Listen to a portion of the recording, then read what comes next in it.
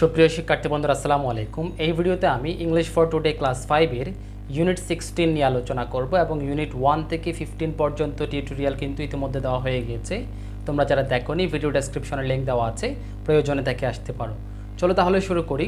এই যে ইউনিট 16 যার নাম হচ্ছে may I come in. May I come in অর্থ হচ্ছে আমি কি ভেতরে আসতে পারি। মে আই কাম ইন, আমি কি ভেতরে আসতে পারি। যে প্রথমত এতে কি বলা হচ্ছে দেখো, লিসেন অ্যান্ড রিড। লিসেন অর্থ হচ্ছে শোনা, অ্যান্ড রিড অর্থ হচ্ছে পড়া। তাহলে লিসেন অ্যান্ড রিড, শোনো এবং পড়ো। প্রথমত সুফিয়া এবং মাদারের মধ্যে, মানে সুফিয়া এবং তার মায়ের মধ্যে একটা কনভারসেশন হচ্ছে, মানে সংলাপ হচ্ছে বা কথোপকথন হচ্ছে। এটা এখন আমরা অর্থ বুঝে বুঝে পড়ব। প্রথমত সুফিয়া তার মাকে কি বলছে দেখো, mom can I go out and play please. মানে মা, আমি কি অনুগ্রহ করে বাইরে খেলতে যেতে পারি। তাহলে কি বলেছে দেখো, এখানে ক্যান দিয়ে প্রশ্ন করেছে কিন্তু, ঠিক আছে। Can I go out and play please, আমি কি অনুগ্রহ করে বাইরে খেলতে যেতে পারি। এখানে দেখো প্লিজ না বলে শুধুমাত্র যদি বলে can I go out and play, এটা কিন্তু যাদের সাথে আমাদের ফ্রেন্ডলি সম্পর্ক, হ্যাঁ, আমরা যাদের সাথে তুমি বা তুই করে কথা বলি তাদের ক্ষেত্রে কিন্তু ক্যান দিয়ে প্রশ্ন করে। আর এখানে প্লিজ বলাতে কিন্তু এটা একটু নম্রতার সহিত, অনুগ্রহের সহিত বলা হচ্ছে, এরকম বোঝাচ্ছে, ঠিক আছে। তাহলে আমরা ক্যান দিয়ে কাদের ক্ষেত্রে প্রশ্ন করব, যাদের সাথে আমরা তুমি বা তুই করে কথা বলি তাদের ক্ষেত্রে আমরা ক্যান ইউজ করব, এবং একটু ভদ্রতার সহিত প্রশ্নটা করার জন্য প্লিজ যুক্ত করবে, ঠিক আছে। মানে পোলাইটলি আস্ক করার জন্য, হ্যাঁ, কি করবে, প্লিজ যুক্ত করবে। তাহলে কি হচ্ছে এখানে দেখো, can I go out and play please, আমি কি বাইরে, অনুগ্রহ করে আমি কি বাইরে খেলতে যেতে পারি। মাদার কি বলছে দেখো, have you done your homework, তুমি কি তোমার বাড়ির কাজ করেছো। মানে স্কুলের যে পড়াগুলো আছে, লেখার পড়া হোক বা মুখস্থ করে যেরকম পড়া হোক, সব পড়া রেডি করেছে কিনা মা এটা জিজ্ঞেস করছে। কি বলছে, have you done your homework, তুমি কি তোমার বাড়ির কাজ করেছো, মানে সম্পন্ন করেছো, তুমি কি তোমার বাড়ির কাজ শেষ করেছো, বা তুমি কি তোমার বাড়ির কাজ করেছো। এবার সুফিয়া কি বলছে দেখো, ইয়েস, হ্যাঁ করেছি। তার মানে মা কিন্তু সুফিয়া যদি বাড়ির কাজ সম্পন্ন না করে, মানে শেষ করা যদি না হতো, তাহলে কিন্তু খেলতে যেতে অনুমতি দিত না। এই জন্য আগে থেকে জিজ্ঞেস করছে তুমি কি তোমার বাড়ির কাজ করেছো কি না। যদি না করে থাকো, এখনও শেষ না হয়ে থাকে, তাহলে খেলতে যেতে পারবে না, এখন আগে হোমওয়ার্ক শেষ করো, এটাই বোঝাতে চেয়েছে এখানে। তাহলে সুফিয়া যখন হ্যাঁ করেছি, বাড়ির কাজ যখন শেষ করেছে বললো, তখন আবার মাদার কি বলছে দেখো, okay but don't play for too long. হ্যাঁ, don't play for too long, ঠিক আছে, কিন্তু বেশিক্ষণ খেলো না, ঠিক আছে। এখানে টু লং, এই টুটা ব্যবহৃত হয়েছে এখানে বেশিক্ষণ বোঝানোর জন্য, মানে অতিরিক্ত বেশি সময় ধরে না খেলতে এখানে বলা হচ্ছে, ঠিক আছে। ফর সো লং না বলে এখানে টু লং বলেছে। এই টুটা কিন্তু অতিরিক্ত সময় বোঝাতে বা অনেক বেশি সময় বোঝাতেই হচ্ছে এটা, এই টু টি ও এটা ব্যবহৃত হয়, ঠিক আছে। যেমন যে টু মাছ, ঠিক আছে, টু মাছ মানে হচ্ছে অতিরিক্ত বেশি, ঠিক আছে। আর সো মাছ মানে হচ্ছে এমনিতে বেশি, আর টু মাছ মানে হচ্ছে এমনিতে যেটা বেশি, এর চাইতে আরও পরিমাণ বেশি বোঝানোর জন্য TW2 এটা ব্যবহৃত হয়। আর এখানে টু লং মানে হচ্ছে অনেক বেশি, ঠিক আছে, অনেকক্ষণ, অনেক দীর্ঘ সময় বোঝাতে এখানে কিন্তু TW2 এটা ব্যবহৃত হয়েছে। তাহলে কি মাদার কি বলছে, ওকে মানে ঠিক আছে খেলতে যাও, তবে বেশিক্ষণ খেলো না। Okay but don't play for too long, ঠিক আছে, তবে দীর্ঘক্ষণ বা বেশিক্ষণ খেলো না। এবার রশিদ এবং মিসেস আলমের মধ্যে একটা সংলাপ হচ্ছে। প্রথমত রশিদ কি বলছে দেখো, গুড মর্নিং টিচার, মানে সুপ্রভাত টিচার বা শুভ সকাল teacher. May I come in please, আমি কি ভেতরে আসতে পারি, অনুগ্রহ করে আমি কি ভেতরে আসতে পারি। এখানে প্লিজ বলেছে, এই জন্য আমরা দয়া করে বা অনুগ্রহ করে এটা বলবো। কি বলা হচ্ছে দেখো, may I come in please, না আমি কি ভেতরে আসতে পারি, অনুগ্রহ করে আমি কি ভেতরে আসতে পারি। এই যে দেখো মে আই কাম ইন, এটা হচ্ছে অনুমতি প্রার্থনা করার জন্য, মানে অনুমতি চাওয়ার জন্য কিন্তু এই মে দিয়ে প্রশ্ন করে, may I come in please, না আমি কি ভেতরে আসতে পারি, অনুগ্রহ করে আমি কি ভেতরে আসতে পারি। এবার মিসেস আলম বলছে, ইয়েস রশিদ, হ্যাঁ রশিদ আসতে পারো, মানে ভিতরে আসতে পারো। হোয়াই আর ইউ লেট, এবার টিচার রশিদকে প্রশ্ন করছে, হোয়াই আর ইউ লেট, মানে কেন তুমি দেরি করেছো। মানে রশিদ আসতে একটু লেট করেছে, এই জন্য টিচার প্রথমত তাকে ভেতরে আসার অনুমতি দিয়েছে।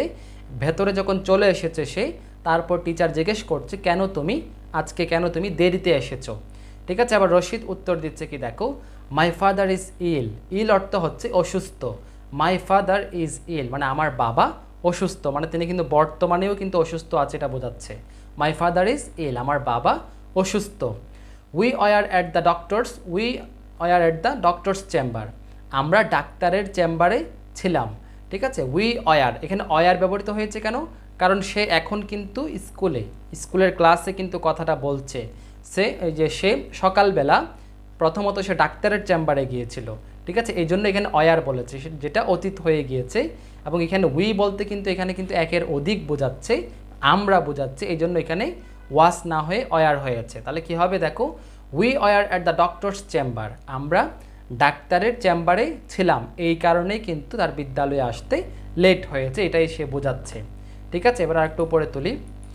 হ্যাঁ, তারপর মিসেস আলম কি বলছে দেখো, যখন তার বাবা অসুস্থ শুনেছে এবং সে সকালে ডাক্তারের চেম্বারে ছিল, চেম্বার থেকে বাসায় এসে তারপর রেডি হয়ে স্কুলে আসতে তার লেট হয়ে গিয়েছে, এইসব বিষয় শোনার পর আবার মিসেস আলম কি বলছে দেখো, I hope your father gets well soon, আমি আশা করি তোমার বাবা শীঘ্রই সুস্থ হয়ে যাবেন বা আরোগ্য লাভ করবেন বা দ্রুত আরোগ্য লাভ করবেন। ঠিক আছে, গেট ওয়েল মানে হচ্ছে সুস্থ হয়ে যাওয়া, আরোগ্য লাভ করা। ঠিক আছে, আই হোপ, আমি আশা করি, ইউর ফাদার, তোমার বাবা, গেটস ওয়েল সোন, শীঘ্রই সুস্থ হয়ে যাবেন বা দ্রুত আরোগ্য লাভ করবেন। এখানে গেটস, এখানে এসটা যুক্ত হয়েছে, এই যে ইউর ফাদার, এই যে ফাদার একজন, তাই এখানে সিঙ্গুলার, তাই এখানে কি হয়েছে, এস যুক্ত হয়েছে, মানে আমি আশা করি তোমার বাবা দ্রুত সুস্থ হয়ে যাবেন। এবার কি বলছে দেখো, সিট ডাউন প্লিজ, অনুগ্রহ করে বসো, মানে তার জায়গায় বসার জন্য এবার টিচার বলেছে। ঠিক আছে, আমরা তাহলে দুইটা কনভারসেশন পড়লাম, একটা হচ্ছে মা এবং সুফিয়ার মধ্যে, আরেকটা হচ্ছে রশিদ এবং মিসেস আলম, তার টিচার মিসেস আলমের মধ্যে। আশা করি তোমরা খুব ভালোভাবে এই দুইটা কনভারসেশন বুঝেছো। তোমরা বাসায় এই ইংলিশ কনভারসেশনগুলো এখানে তোমরা এগুলা অভিনয় করে করে কিন্তু প্রথমত নিজেরা প্র্যাকটিস করো, প্রথমত ঠোঁটে মুখে এখানে যেভাবে কনভারসেশনগুলো দিয়েছে এগুলা নিজে নিজে প্র্যাকটিস করো এবং তারপর অর্থ বোঝার চেষ্টা করবে। বেশ কয়েকবার যখন তোমরা এগুলো প্র্যাকটিস করবে তখন বিষয়গুলো একদম ইজি হয়ে যাবে। এবার আমরা বিতে কি দিয়েছে দেখো, হ্যাঁ, বিতে বলা হচ্ছে গ্রুপ ওয়ার্ক, মানে দলীয় কাজ। হুইচ এক্সপ্রেশনস, হ্যাঁ, এক্সপ্রেশনস মানে হচ্ছে অভিব্যক্তি, এক্সপ্রেশন অর্থ অভিব্যক্তি, এখানে কিন্তু একের অধিক অভিব্যক্তি আছে, জন্য হুইচ এক্সপ্রেশনস মানে কোন অভিব্যক্তিগুলো বা কি অভিব্যক্তি ডো সুফিয়া মানে Sufia and Rashid use to ask for permission, মানে সুফিয়া এবং রশিদ পারমিশন নেওয়ার জন্য মানে অনুমতি নেওয়ার জন্য কোন কোন অভিব্যক্তিগুলো ব্যবহার করেছে বা কি অভিব্যক্তি ব্যবহার করেছে, মানে অনুমতি নেওয়ার জন্য সুফিয়া এবং রশিদ কি এক্সপ্রেশন বা কি অভিব্যক্তি ব্যবহার করেছে। রাইট দেম, এগুলো এখানে লিখতে বলেছে। প্রথমত সুফিয়ারটা দেখো, সুফিয়ারটা আমরা কিন্তু সুফিয়া এবং মাদারের কনভারসেশনে পেয়েছিলাম কি, সুফিয়া তার মাকে বলেছে, mum can I go out and play please, সে কিন্তু can I go out and play এটা বলেছিল। তাহলে আমরা এখানে কি লিখবো, এটাই লিখবো, can I go out and play please, এটা এখানে আমরা সুফিয়ার এই লাইনের ক্ষেত্রে আমরা ওই লাইনটা লিখবো। তারপর রশিদ কি বলেছে এই যে রশিদেরটা এখানে উপরে দেখা যাচ্ছে, এই যে দেখো, may I come in please, হ্যাঁ, রশিদের ক্ষেত্রে আমরা এখানে কি লিখবো, may I come in please. তাহলে আমরা দুইটা এক্সপ্রেশন পেলাম। ঠিক আছে, একটা হচ্ছে অনুমতি নেওয়ার জন্য যেটা রশিদ ইউজ করেছে, যে may I come in please, না অনুগ্রহপূর্বক আমি কি ভেতরে আসতে পারি। আর এই যে সুফিয়ার ক্ষেত্রে হচ্ছে কি, can I go out and play please, মানে আমি কি বাইরে গিয়ে খেলতে, মানে আমি খেলার জন্য কি বাইরে যেতে পারি, আমি কি খেলতে বাইরে যেতে পারি। প্লিজ বলেছে অনুগ্রহপূর্বক সে জিজ্ঞেস করছে, প্রশ্নটা করছে, এই জন্য সে প্লিজ ব্যবহার করেছে। আর এই বিষয়টা কিন্তু এখানে আছে দেখো, which word do they use to make their request polite, হ্যাঁ, তাদের রিকোয়েস্টটা একটু পোলাইট হওয়ার জন্য, একটু নম্রভাবে জিজ্ঞেস করার জন্য বা একটু পোলাইটলি জিজ্ঞেস করার জন্য কোন শব্দটা ব্যবহার করেছে। আমরা যে সুফিয়ার ক্ষেত্রেও আমরা পেয়েছিলাম শেষে প্লিজ, আর এই যে রশিদের ক্ষেত্রে এখানে শেষে আছে প্লিজ। তাহলে আমরা এখানে যেখানে কি লিখব, প্লিজ লিখব। তারা কোন শব্দটা ইউজ করেছে, প্লিজ শব্দটাই ইউজ করেছে। আশা করি তোমরা বুঝতে পেরেছো। এবার সিতে কি বলা হচ্ছে দেখো, পেয়ার ওয়ার্ক মানে যুগল কাজ, মানে দুইজন মিলে কাজটা করবে।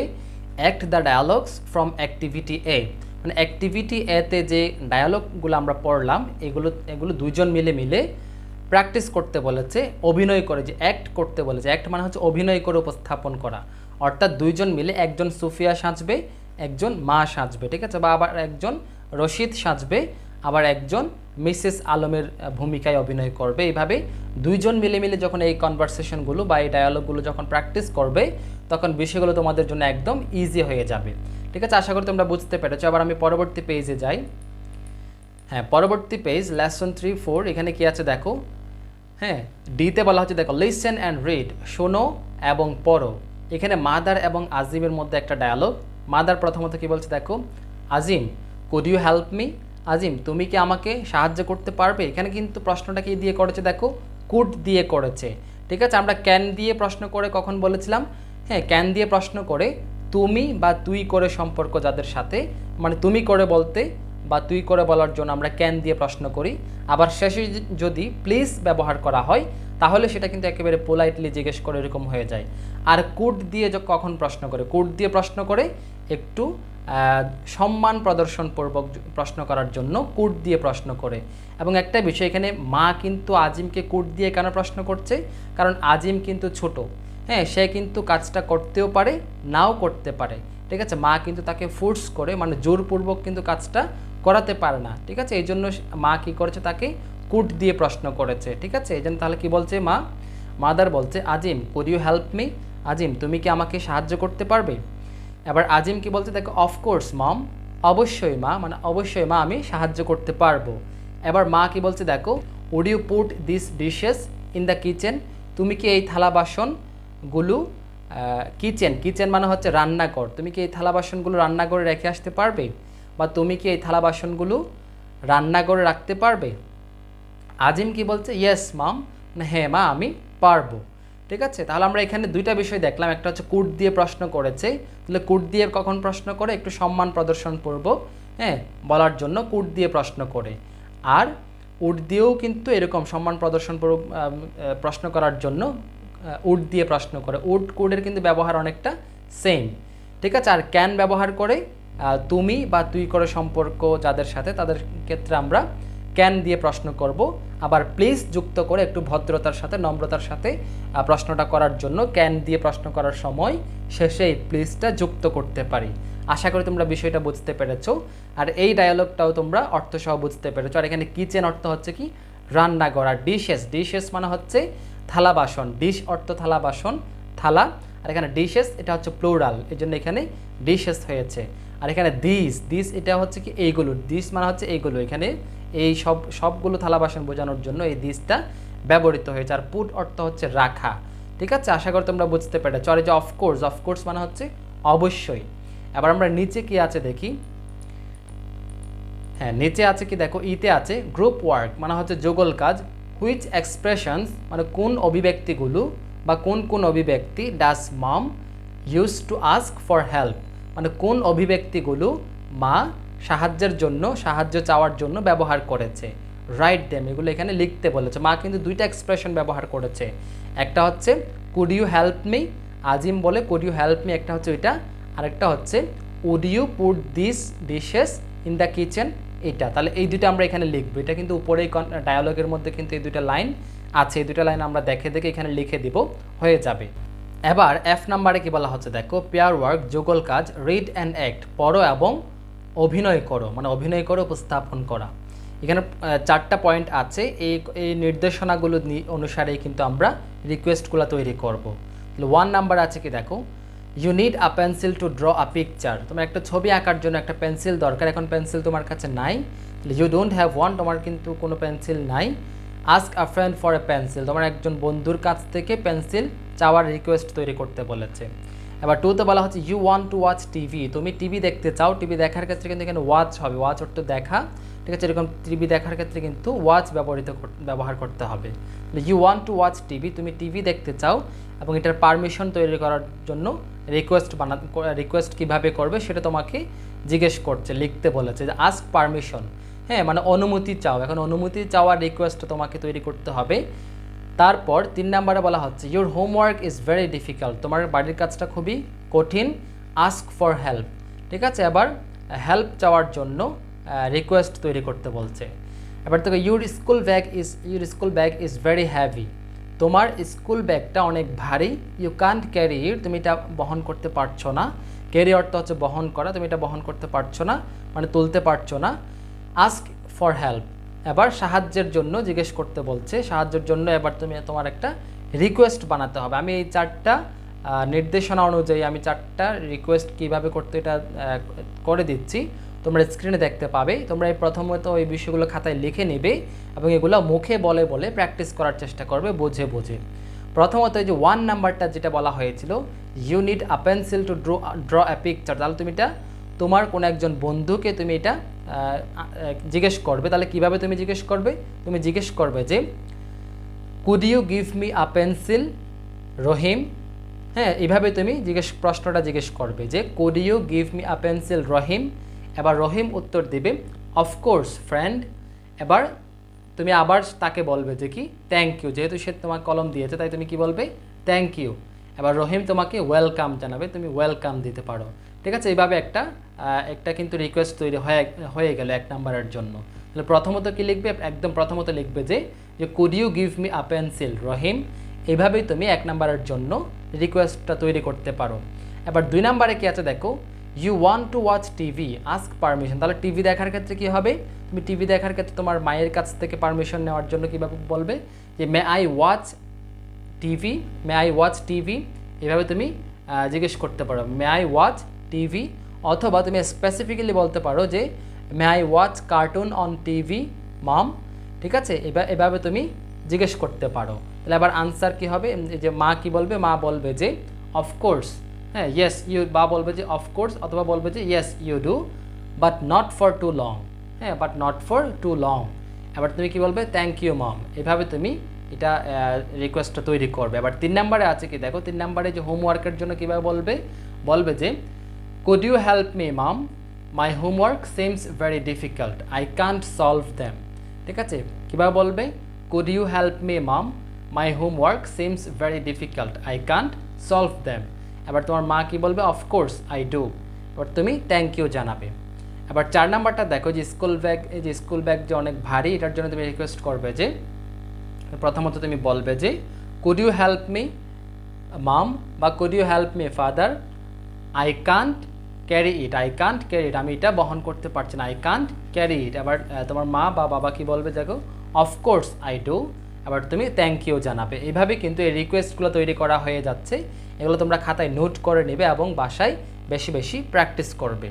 ঠিক আছে, এবার পরবর্তী পেজে যাই আমরা। পরবর্তী পেজে কি আছে দেখো, নতুন একটা লেসন 5। এখানে আছে যে বার্ডস অন স্ট্রিংস, মানে সুতায় বাঁধা পাখি। যে স্ট্রিং অর্থ হচ্ছে সুতা, আর বার্ড অর্থ তোমরা প্রত্যেকে জানো পাখি। জিতে বলা হচ্ছে লোক, দেখো, লিসেন, শোনো, রিড পড়ো, অ্যান্ড ডু এবং করো। এখানে অনেকগুলো কাজ কিন্তু দেখতে বলছে, শুনতে বলেছে, পড়তে বলছে এবং কাজও কিন্তু করতে হবে এবং করতেও বলেছে। তাহলে কী দেখো, প্রথমত কি বলছে, make birds on strings. Make birds on strings মানে সুতায় বাঁধা পাখি তৈরি করো। হ্যাঁ, এটা একটু শুনতে অদ্ভুত লাগছে, এই জন্য কিন্তু এখানে এই যে আশ্চর্যবোধক চিহ্ন দিয়েছে। ঠিক আছে, এটা অনেকের অদ্ভুত মনে হতে পারে, এই জন্য এখানে কিন্তু প্রথমত এটা এই যে এক্সক্লামেশন মার্ক দিয়েছে, এই জন্যই যে মেক বার্ডস অন স্ট্রিংস মানে সুতায় বাঁধা পাখি তৈরি করো। তাহলে কী কী লাগবে দেখো, ইউ উইল নিড, তোমার লাগবে যে এ হ্যাঙ্গার, একটি হ্যাঙ্গার, 3 পিসেস অফ স্ট্রিং, 3 টুকরা বা 3 পিস কি লাগবে, সুতা লাগবে। স্ট্রিং অর্থ কি বলেছিলাম, সুতা লাগবে। হ্যাঁ, 3 পিস সুতা। 3 পিসেস অফ কালার্ড পেপার, 3 টুকরা রঙিন কাগজ। তারপর হচ্ছে সিজার্স মানে হচ্ছে কাঁচি, অ্যান্ড গ্লো এবং আঠা। তাহলে এই যে এগুলার কিন্তু প্রত্যেকটার ছবি দেওয়া আছে, তোমরা ছবি দেখে একবার এগুলার ইংলিশ ওয়ার্ডটা বলার চেষ্টা করো। তাহলে এটা কি, এটা হচ্ছে হ্যাঙ্গার, এটা হচ্ছে কালার্ড পেপার, এটা হচ্ছে স্ট্রিং, এটা হচ্ছে সিজার্স, আর এটা হচ্ছে গ্লো। আশা করি তোমরা বুঝতে পেরেছো। এবার 1 নাম্বারে কি দিয়েছে দেখো, কীভাবে আঁকবে তোমরা, এখানে কিন্তু নির্দেশনাগুলো কিন্তু দিয়ে দিয়েছে। Trace this bird twice on each piece of paper. ঠিক আছে, কি বলা হচ্ছে, trace this bird twice on each piece of paper. আর ট্রেস অর্থ হচ্ছে দাগ দেওয়া, চিহ্নিত করা। ঠিক আছে, তাহলে কাগজের টুকরার মধ্যে এই পাখিটা 2 বার আঁকতে বলেছে। 2 বার দাগ দিতে বলেছে, মানে কাগজের উভয় পৃষ্ঠায়, এই প্রান্তেও একবার, ওই প্রান্তে উভয় পৃষ্ঠায় কিন্তু এভাবে একবার 2 বার এভাবে তোমাদেরকে এই পাখিটা দাগ দিতে বলেছে। পাখির এই চারিপাশে এটা পাখির মতো করে তোমরা এঁকে নেবে আর কি, এঁকে নিতে বলছে। তারপর কি বলা হচ্ছে দেখো, কাট আউট দ্য বার্ডস, এবার কাঁচি দিয়ে এই পাখিটা কেটে নাও। Draw an eye on each, এবং প্রত্যেকটার উপর আবার প্রত্যেকটার চোখের উপর আবার কি যে পাখির উপর এরকম চোখ এঁকে নিতে বলছে। তাহলে প্রত্যেকটা কাগজে তোমরা প্রথমত দাগ দিয়ে পাখি এঁকে নিবে, আঁকার পর এগুলা কাঁচি দিয়ে কেটে নিবে এবং ওই পাখিটার উপর যে চোখ যেখানে থাকে সেখানে একটা চোখ এঁকে দিবে এইভাবে। তারপর 2 নম্বরে কি বলা হচ্ছে দেখো, এটা একটু উপরে তুলি। হ্যাঁ, 2 নম্বরে বলা হচ্ছে পুট গ্লো, মানে আঠা যুক্ত করো। পুট অর্থ হচ্ছে লাগানো আর কি। এখানে put glow on one side of a bird, মানে পাখিটার এক প্রান্তে বা এক পাশে কাগজের পেছনে আর কি এক প্রান্তে আঠা লাগাও। Lay a piece of string across it, across মানে হচ্ছে মধ্য দিয়ে, হ্যাঁ কাগজটা ছিদ্র করে একটা সুতা ঢোকাতে বলছে। এই যে lay a piece of string across it, মানে কাগজটার ভেতরে একটা সুতা ঢোকাও। Place another bird on top, তারপর কি বলা হচ্ছে, তারপর ওই যে সুতাটা ঢোকানোর পর অপর পাশে কিন্তু আরেকটা কাগজের পাখি লাগিয়ে দিতে বলছে। So the string is inside, যাতে সুতাটা ভেতরে থাকে। যখন তোমরা দুই পাশে, হ্যাঁ মনে করো যে এক পাশে সুতা ঢুকিয়ে লাগানোর পর অপর পাশেও যখন অন্য পাশ থেকে একটা পাখি লাগিয়ে দিবে, তখন কিন্তু ওই সুতাটা কিন্তু মাঝখানে পড়বে, ঠিক আছে? এটা আর কি হবে না, আর ছিঁড়ে যাবে না, এটা আর কি। So the string is inside, যাতে সুতাটা ভেতরে থাকে। এইভাবে তোমরা পাখি তৈরি করবে।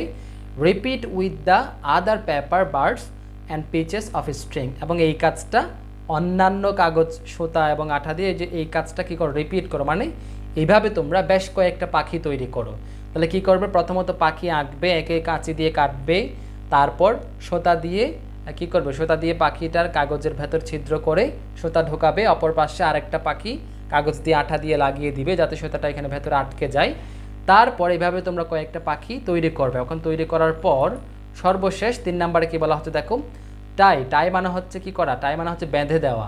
টাই the strings to the hanger, মানে এবার সুতাগুলো কি করে দাও, হ্যাঙ্গারের মধ্যে বেঁধে দাও। এই যে টাই দ্য স্ট্রিংস, সুতাগুলো বেঁধে দাও টু দ্য হ্যাঙ্গার, মানে হ্যাঙ্গারের মধ্যে এই যে এইভাবে বেঁধে দাও, ঠিক আছে? তোমরা এই ছবির মতো করে, হ্যাঁ এই দুই পাশেরটা একটু সমান করে নিচে আর এই যে মাঝখানেটা এরকম একটু উপরে করে এইভাবে তোমরা করতে পারো, তাহলে একটু সুন্দর দেখাবে, ঠিক আছে? আর 3টা তোমরা এরকম রঙিন কাগজ ভিন্ন ভিন্ন রঙের ইউজ করতে পারো।